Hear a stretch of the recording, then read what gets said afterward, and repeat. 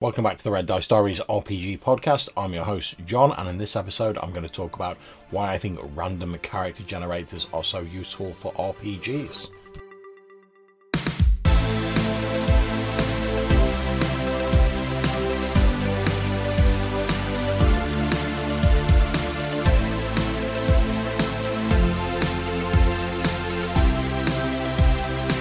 Okay, so first of all, let me clarify that when I say random character generators, I'm literally talking about generators where you click a button and it creates a random character, not a character builder, which is a piece of software where you make various choices to construct your character. Obviously, one of the most popular of these at the moment being D&D Beyond for 5th edition D&D, where you select all your class and your equipment and various bits and pieces like that, and then it outputs an aesthetically pleasing character sheet for you to use and saves those characters online.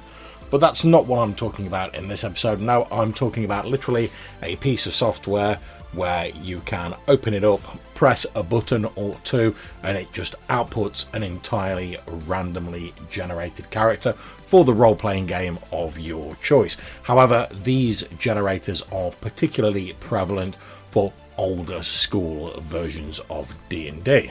One of my particular favourites for this is the Total Party Kill character generator, which allows you to generate for basic D&D, Holmes D&D, and Lamentations of the Flame Princess. And when you open up the website, you just get a simple random character, and all you have to do is press refresh in your browser or F5, and it then just randomizes the results and it shows you another character. And there's slight different variations obviously for the different versions of D&D, but that's pretty much it. You press a button, it gives you a random character. So for instance here, I've pressed the first one, I've got a cleric, I press it again, another cleric, press it again, I've got an elf, all the stats, all the saves, their starting equipment, what spells they've got if necessary, what hit points they've got at level 1.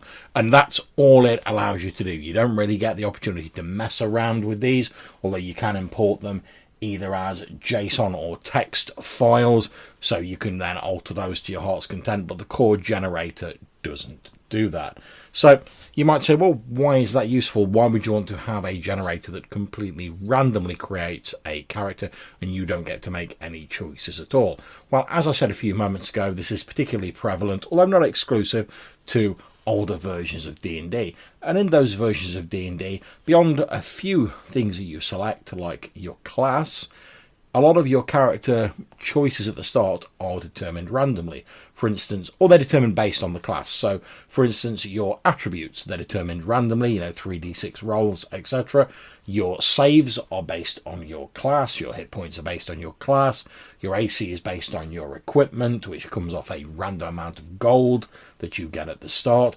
And your spells are chosen by the user. So all this random generator, particularly I'm going to talk about the Total Party Kill generator here, just as a convenient example. All it has to randomly determine that wouldn't be randomly determined anyway is what class and what spells and equipment are selected. So everything else would be determined randomly anyway. And let's face it, in older versions of D&D, unless you're playing against type, you tend to go for the class that your attribute makes you best suited for. So I presume it's not difficult for them to come up with a little bit of code that looks at the attributes and says, oh, you've got the best in the prime requisites of this character class, so that's the class I'm going to choose. Now, obviously, I have no great insight to the coding behind Total Party Kill or other random character generators, so I don't know this for certain. It may be entirely random, who knows. Likewise with the equipment, I don't know what code it uses to select it, but it seems pretty random as I'm refreshing it here. There's a few things that pop up regularly, like daggers, torches, water skins and stuff like that, whereas other stuff seems to be more based around the class. So a cleric's unlikely to be on with a sword because they couldn't use bladed weapons in older versions of D&D. He's much more likely to have a cudgel or something similar to that, whereas your warrior, your fighter, is quite likely to have heavier armor, more sort of comprehensive melee weapons, and stuff like that. Now, admittedly, how much use you're going to get out of these random character generation programs depends entirely on how comfortable you are with playing a random character. Now, if you're more into the character building game, where you like to have more choices and more options, you're probably not going to get a lot of use out of something like this. Although, if you're a GM and you needed some quick NPCs, and you just wanted like a random assortment of them, maybe you'd get some use out of it for that. But in terms of creating a player character, if you want more choices, these probably aren't really going to be for you. However, if like myself, you like the challenge of playing a more randomly created character, something that's a bit more off the cuff, and making it yours through play, rather than trying to create the ideal character at the start. And that's not to throw shade on people who love the character build game. It's not my particular vibe, but you know what, if you enjoy it, that's great, crack on, it's not doing me any harm. But certain games like older D&D and Warhammer Fantasy Roleplay in its original incarnation and stuff like that, they very much place the emphasis on rolling a selection of random stats, making a couple of little choices, and then pretty much rolling with what you've got. And it's there that these random character creation programs can really shine, especially if you're in a game like old school D&D or sort of older versions of Warhammer Fantasy Roleplay, where the lethality level can be quite high. I mean, let's face it, if you're a level 1 mage in D&D, the most you're going to have is 4 hit points if you get very lucky on your dice roll, or the GM's a little bit more lenient with first level hit points. You could easily get taken out by a single arrow or the single swipe of a dagger if you get unlucky. And if you do get unlucky and you want to get back, your character gets killed, you want to get back into the game straight away, then perhaps taking like half an hour to an hour to create a new character isn't really conducive to you bouncing straight back into the game. If, however, you're comfortable with playing with a more randomly created character, then you can just click on something like the total party kill generator. Boom, you've got a random character straight there, first level.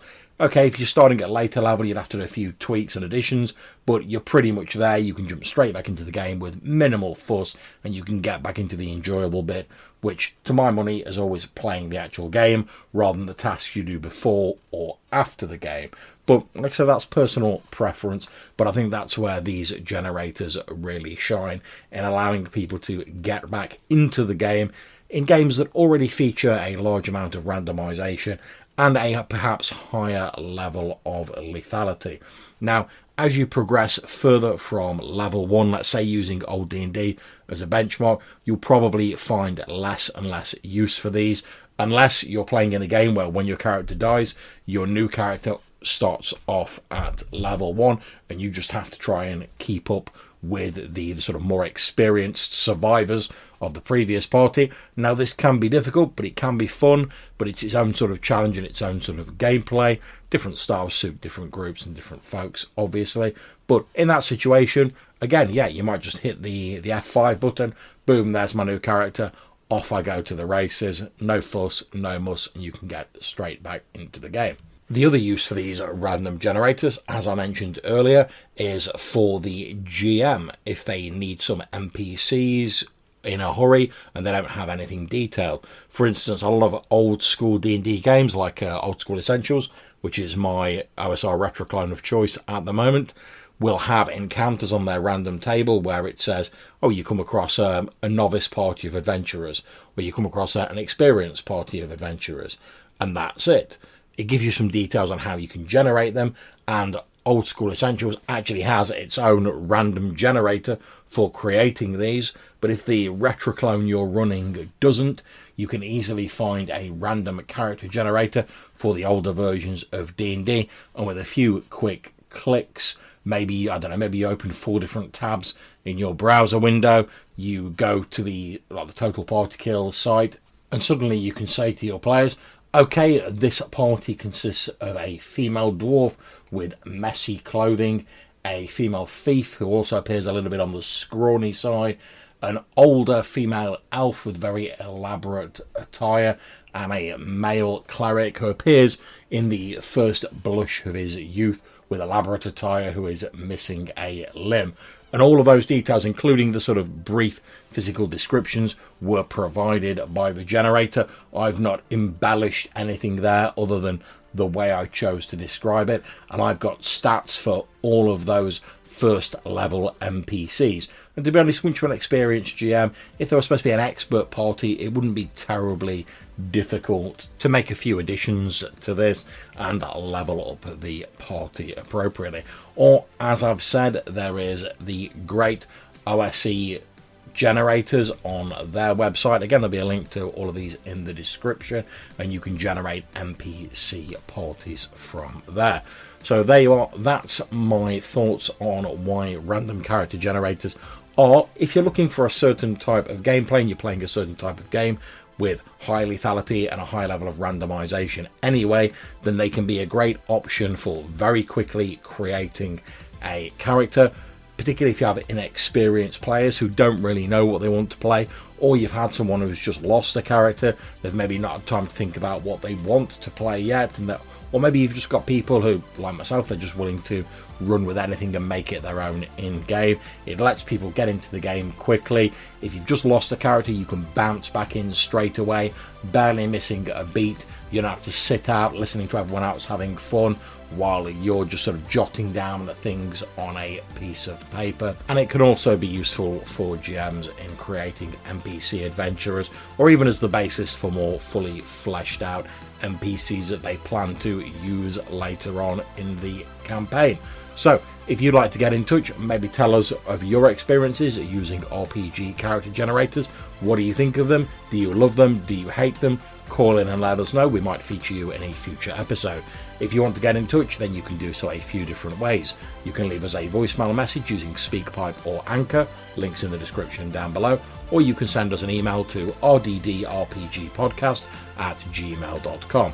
Until we see you again, take care, stay safe, and whatever you're playing, have fun.